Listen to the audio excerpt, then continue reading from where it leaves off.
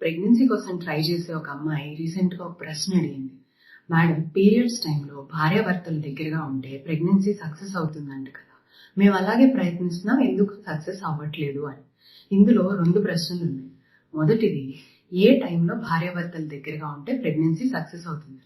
రెండోది, నిజంగా పీరియడ్స్ టైంలో దగ్గరగా ఉంటే ప్రెగ్నెన్సీ వస్తుందా అనేది. ఈ ప్రశ్నకు సమాధానం మీకు అర్థం అవ్వాలంటే 3 విషయాల గురించి ముందు తెలుసుకుందాం. మొదటిది, నెల నెల సక్రమంగా నెలసరి వచ్చే ఆడవాళ్ళకి అండాశయం నుంచి అండం కరెక్ట్ గా రిలీజ్ అవుతుంది. అయితే ఏ రోజున ఈ అండం బయటకు వస్తుంది? 28 రోజుల సైకిల్ ఉంటే, అంటే 28 రోజులకు ఒకసారి నెలసరి వస్తుంటే వాళ్ళకి 13వ రోజులు కానీ 14వ రోజున కానీ అండాశయం నుండి అండం రిలీజ్ అవ్వచ్చు. రెండో విషయం మనం తెలుసుకోవాల్సింది ఏంటంటే, అండాశయంలో నుంచి బయటకు వచ్చే ఈ అండం సగం రోజు లేదా మహా అయితే 1 రోజు బతుకుంటుంది అంతే. మూడో విషయం మనం తెలుసుకోవాల్సింది ఏంటంటే, ఏవైతే వీర్య కణాలు అంటే స్పర్మ్ ఉంటాయో భార్యాభర్తలు కలిసిన తర్వాత అవి స్త్రీల శరీరంలో 2 రోజులు మహా అయితే 5 రోజులు బతికుంటాయి.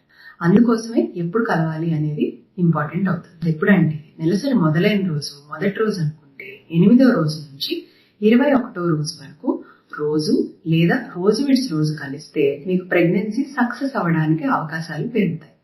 పీరియడ్స్ టైంలో కలిస్తే మా ఫ్రెండ్ ప్రెగ్నెన్సీ వచ్చింది, మరి మాకెందుకు రావట్లేదు అని. పీరియడ్స్ టైంలో ఈ అండం బయటికి రాదు. మరి పీరియడ్ అని వాళ్ళ ఫ్రెండ్ ఎందుకు చెప్పింది? అబద్ధం చెప్పిందా? కాదు.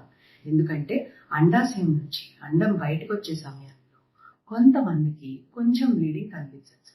అదే పీరియడ్ అని వాళ్ళు అనుకుంటారు. అందుకని పీరియడ్ టైంలో కలిస్తే ప్రెగ్నెన్సీ వస్తుంది అని